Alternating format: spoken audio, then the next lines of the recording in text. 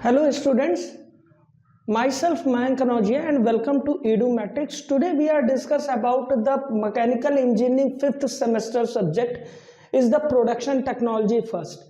तो इस सब्जेक्ट को डिस्कस करने से पहले आपको मैं एक जानकारी यह देना चाहूँगा कि पेपर जो बीटी यूपी का एक्सटर्नल एग्ज़ाम है उसकी निकटता को देखते हुए इस सब्जेक्ट में वही टॉपिक कवर किए जाएंगे जो कि अति महत्वपूर्ण है और आपके एग्ज़ाम में सबसे ज़्यादा उससे उस टॉपिक से रिलेटेड क्वेश्चन पूछे जाएंगे। इस सब्जेक्ट को पढ़ाने से पहले मैं आपको यह बताना चाहूँगा कि इस सब्जेक्ट में जो बीटी यूपी का सिलेबस है उसके महत्वपूर्ण टॉपिक को कवर करने के लिए मैंने एक मॉड्यूल बनाया हुआ है और उस मॉड्यूल का ही डिस्कशन हम लोग आज के प्रथम जो फर्स्ट वीडियो है उसमें डिस्कस करेंगे। तो मॉड्यूल जो है वो कुछ इस तरीके है। तो मॉड्यूल फर्स्ट में लेथ मशीन हम लोग डिस्कस करेंगे।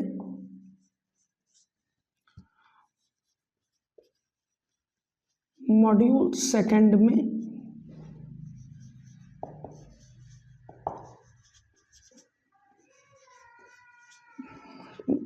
Milling machine,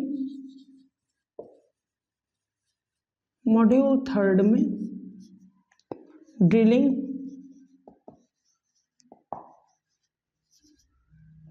boring,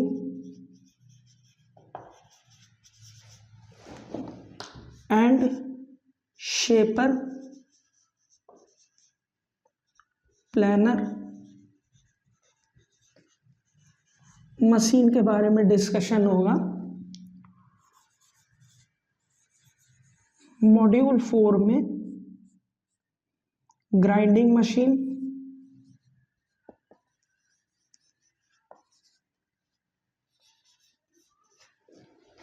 broaching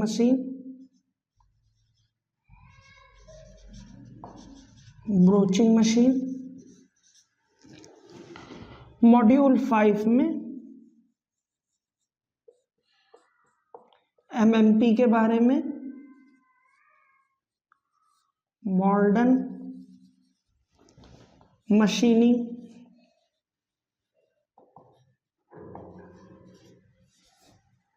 process. अब एमएमपी जो है ये मॉडर्न मशीनिंग प्रोसेस में कुछ सब पार्ट में मशीन जो है वो हम लोग डिस्कस करेंगे। जैसे कि इसमें है ईडीएम, इसका फुल फॉर्म और डिटेलिंग जब हम ये मॉड्यूल कंप्लीट करेंगे तो उसमें डिस्कस करेंगे। ईडीएम, ईसीएम, एलबीएम, यूएसएम, इन मशीनों का डिस्कशन होगा और इन मशीनों का बाकायदा फिगर आपको बना करके इनका जो सिद्धांत है, कैसे यह मशीनें कार्य करती हैं और इनकी दक्षता क्या होती है और कैसे इनका पूरा सिद्धांत होता है मशीन का, उसके बारे में हम लोग डिस्कस करेंगे। और लास्ट मॉड्यूल है आपका मॉड्यूल 6 जो कि हम लोग टूल, ज्योमेट्री, ये टूल की ज्योमेट्री है, tool geometry, tool material,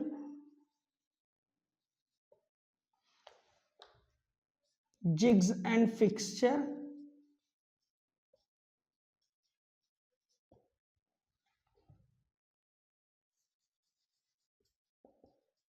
cutting fluid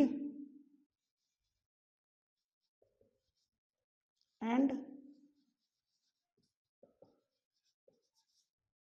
cutting material as well as cutting fluid lubrication।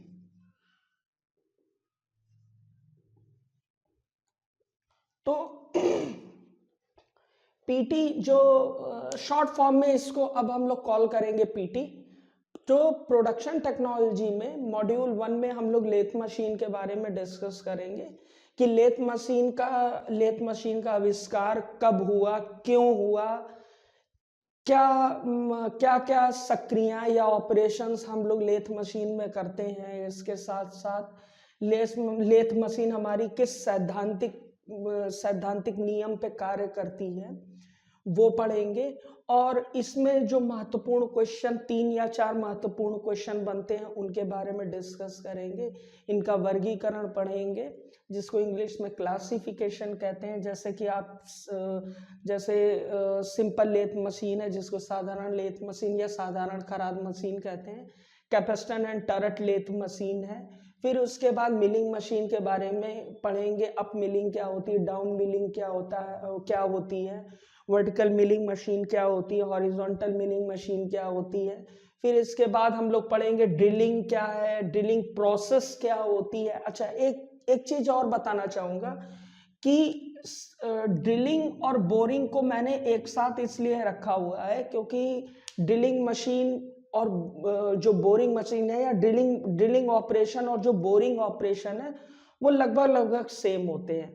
तो कुछ जो एजम्पशंस हैं, कुछ प्रिंसिपल्स हैं, थोड़ा सा उसमें परिवर्तन होता है। ऑपरेशन करने की तरीका जो है वो थोड़ा सा अलग होता है ड्रिलिंग में और बोरिंग में।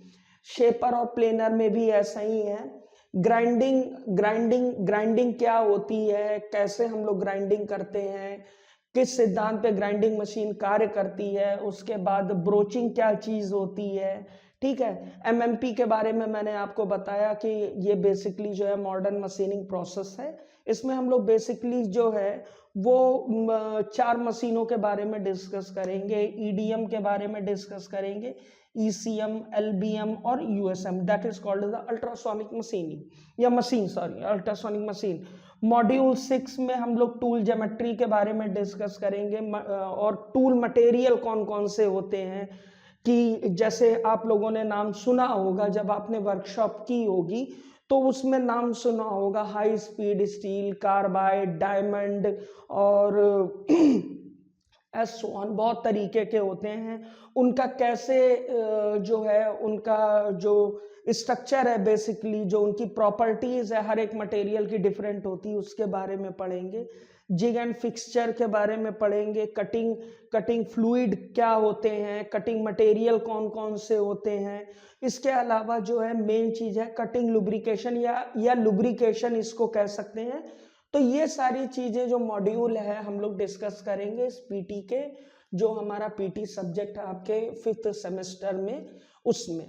तो अब आज जो है मैं थोड़ा सा आपको जो है इंट्रोडक्शन देना चाहूंगा कि इंट्रोडक्शन क्या है बेसिकली पीटी। तो आज हम लोग जो है पीटी के बारे में थोड़ा सा फिबली अमाउंट ऑफ नॉलेज लेना चाहेंगे। फिर डिटेल जो है वो हम लोग पढ़ेंगे वो जब हम मॉड्यूल 1 आपसे डिस्कस करेंगे। तो आज first of all today we are discuss about the what is the major meaning of production technology. देखिए, कोई भी सब्जेक्ट अगर आप लोगों के सिलेबस में बीटी यूपी ने जोड़ा हुआ है तो उसका कोई ना कोई अर्थ है, निरर्थक कुछ नहीं है। मतलब कि ये जो सब्जेक्ट अगर आपको जोड़ा गया है उसका कोई अर्थ, कुछ उसका अर्थ है, तभी आपको जोड़ा गया है।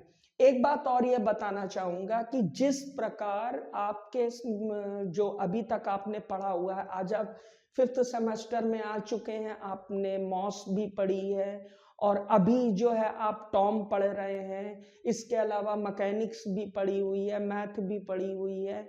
बाकी अगर हम बात करें कोर सब्जेक्ट में तो फ्लूइड भी पढ़ा होगा जिसको हाइड्रोलिक एंड हाइड्रोलिक मशीन के नाम से जानते हैं।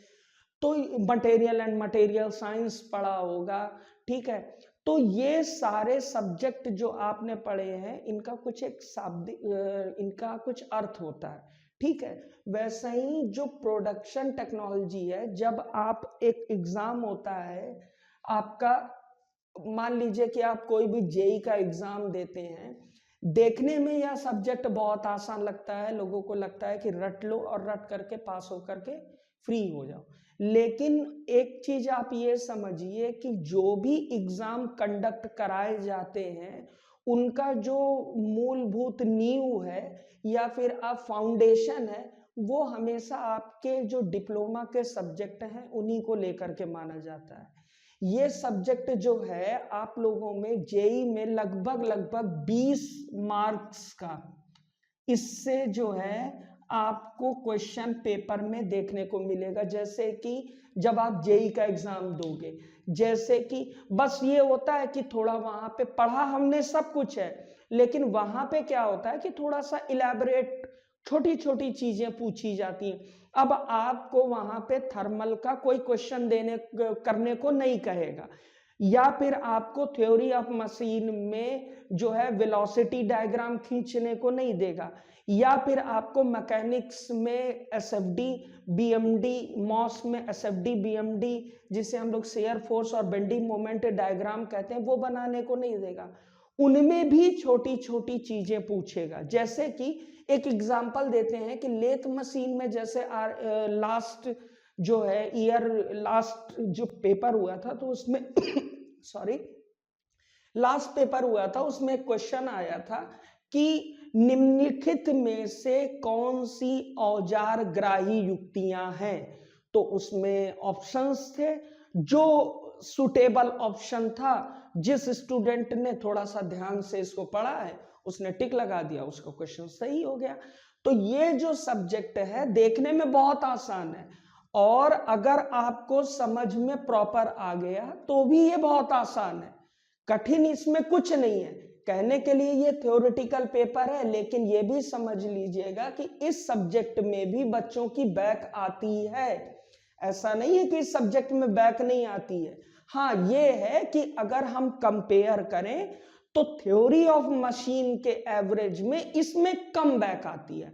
अगर एवरेज मान करके चलते हैं, लेट अस कंसीडर कि हम जो बैक आया है उसको बहुत ज्यादा वर्स्ट कंडीशन ना मान करके, अगर मान लीजिए कि टॉम में आपके जो है अप्रोक्सीमेट लेट अस मतलब मान लेते हैं कि 15 स्टूडेंट की बैक आई है, ठीक है, तो इसमें क्या होगा कि 15 तो नहीं आएगी, मैं ये भी कह सकता हूं 15 तो नहीं आएगी, लेकिन हाँ ये भी आपको बता दें कि कम से कम इसमें 7 से 8 स्टूडेंट की भी बैक आती है, अगर पेपर ढंग से चेक हो गया, कॉपी आपकी ढंग से चेक हो गई तो।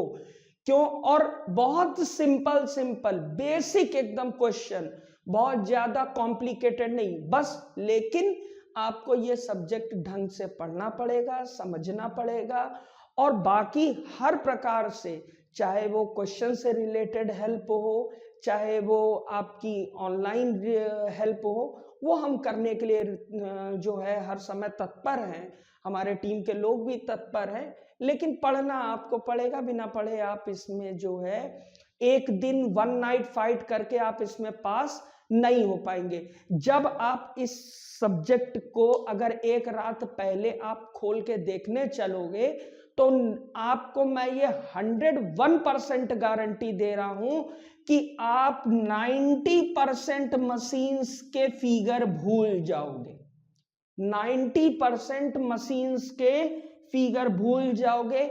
बनाना होगा स्पिंडल बना दोगे, चक जहां जरूरत होगी टेल स्टॉक की वहां बना दोगे, हेड स्टॉक या नॉर्मल क्लेचर में जहां जहां कैरेज लिखना है वहां आप हेड स्टॉक लिख दोगे, जहां टेल, मतलब कंफ्यूजन, मल्टीपल कंफ्यूजन, क्योंकि ये विजुअलाइज बेस्ड जो है सब्जेक्ट है।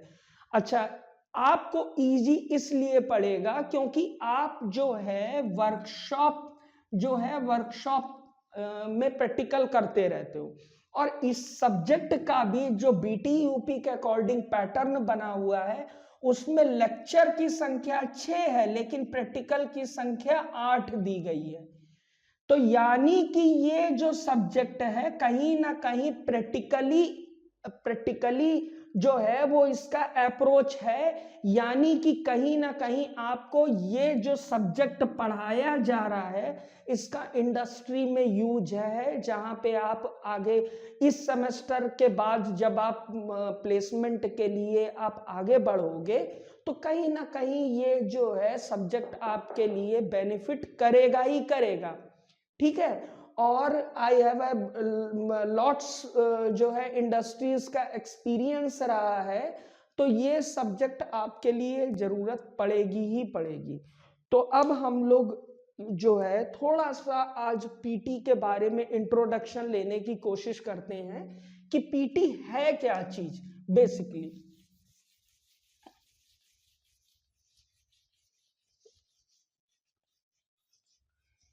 बहुत बहुत कॉम्प्लिकेटेड सब्जेक्ट नहीं है, लेकिन ये है कि इसमें थोड़ा सा आपको समय देना पड़ेगा। मैं ये भी नहीं कहूँगा कि मॉस के बराबर आपको समय देना पड़ेगा, लेकिन सॉरी उसके टॉन्ग के बराबर समय देना पड़ेगा, लेकिन हाँ आपको देना पड़ेगा इसमें समय।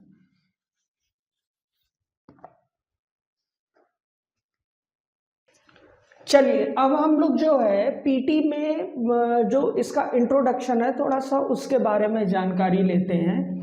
देखिए हर एक सब्जेक्ट जो कि आपके बीटी यूपी के सिलेबस के अनुसार सिलेबस में जुड़ा हुआ है उसका कुछ ना कुछ अर्थ होता है। वैसा ही पीटी का भी कुछ, अगर आपसे कभी कोई लाइनर क्वेश्चन पूछ ले कि पीटी का मतलब क्या है, पीटी आपने सब्जेक्ट पढ़ लिया, पीटी की मशीनरी पढ़ ली, पीटी के बारे में कंप्लीट डिटेलिंग आपने ले ली, लेकिन अगर आपसे कोई ये पूछता है कि पीटी का मतलब क्या है, तो उसके लिए आपको ये जानना पड़ेगा कि पीटी जो है या प्रोडक्शन टेक्नोलॉजी में क्या होता है कि कभी कोई भी रॉ मटेरियल को हम लोग डिफरेंट मशीनिंग प्रोसेस करके फिनिश प्रोडक्ट बनाते हैं।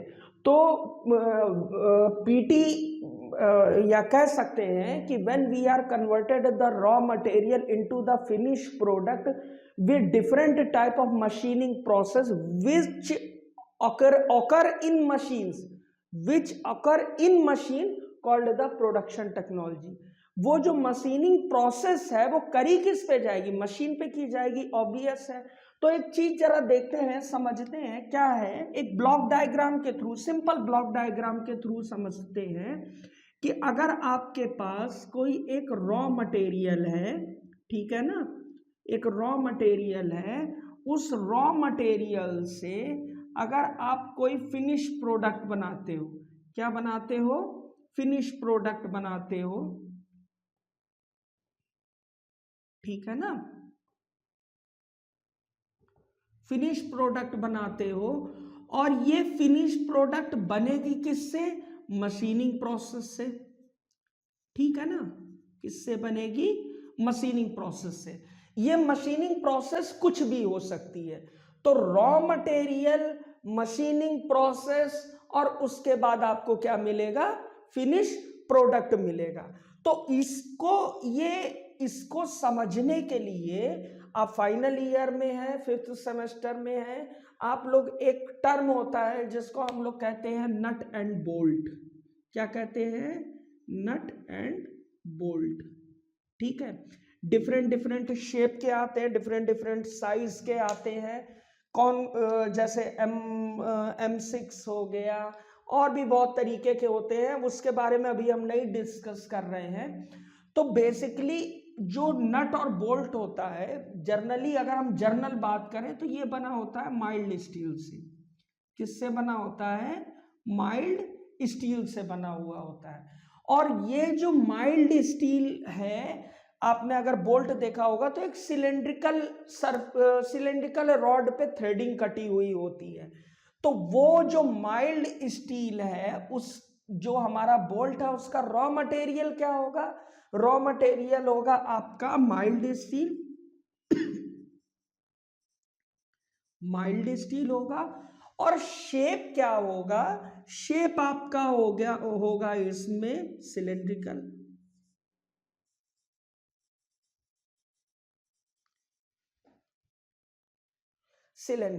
सिलेंड्रिकल रॉड, ठीक है ना।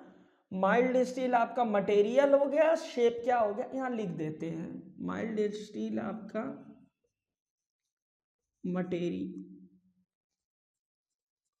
माइल्ड स्टील आपका क्या हो गया, मटेरियल हो गया। शेप आपका क्या हो गया, शेप आपका हो गया सिलेंड्रिकल, ठीक है। डिफरेंट प्रोसेस हुई, कौन कौन सी प्रोसेस हुई, एक जर्नल हम भाषा में अगर हम बात करें तो जैसे डिफरेंट प्रोसेस कौन कौन सी हो सकती है, फेसिंग हो सकती है,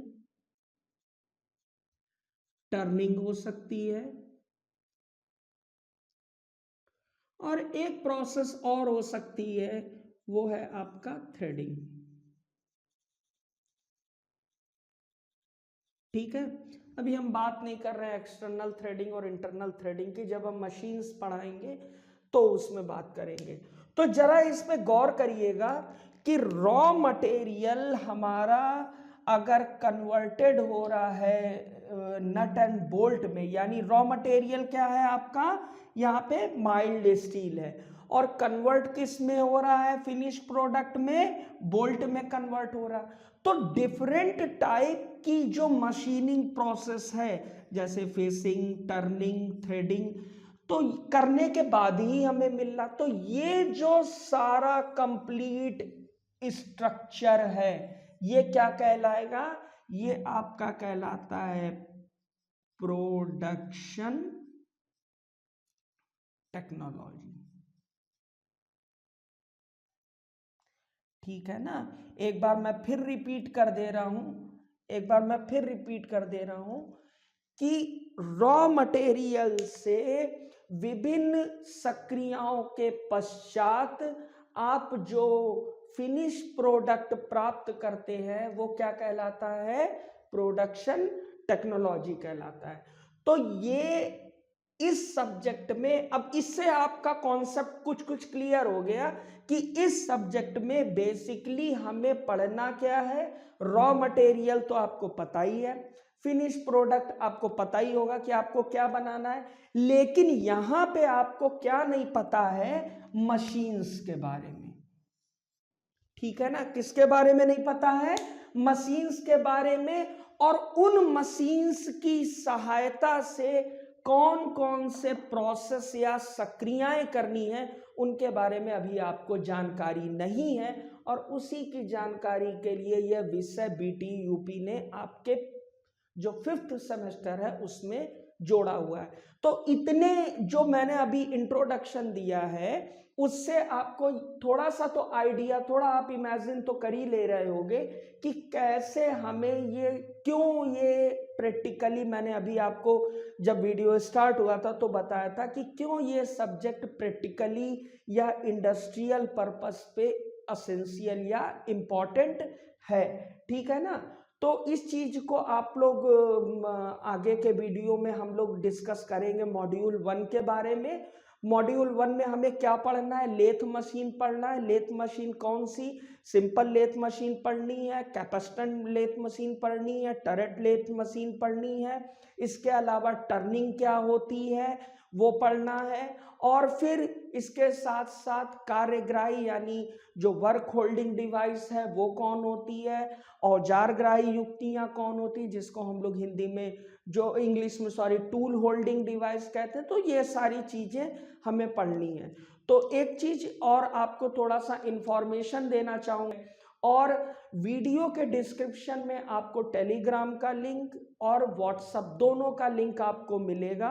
अगर आप उसको ज्वाइन करते हैं तो जब आप से रिलेटेड, सब्जेक्ट से रिलेटेड जो भी नोट्स, इंपॉर्टेंट क्वेश्चन, वो सारे आपको वहां पे अवेलेबल हो जाएंगे। मॉड्यूल हमारा ये जो प्रोसेस का ये तरीका है कि मॉड्यूल 1 फिनिश होने के बाद उससे रिलेटेड जो टॉपिक कवर कराए गए हैं उसके नोट्स, एज वेल एज जो भी उससे रिलेटेड क्वेश्चंस है, क्वेश्चन जो कि एक्सटर्नल एग्जाम जो आपका होगा, जो अभी कंडक्ट कराया जाएगा, उसके लिए जो इंपॉर्टेंट क्वेश्चंस हैं वो उसी ग्रुप में, टेलीग्राम और व्हाट्सएप के ग्रुप में आपको प्रॉपर मिलता रहेगा डेली फ्रीक्वेंसी के अकॉर्डिंग। तो आज के लिए फिर हम लोग इतना ही पे वीडियो अपना समाप्त करते हैं। Thank you.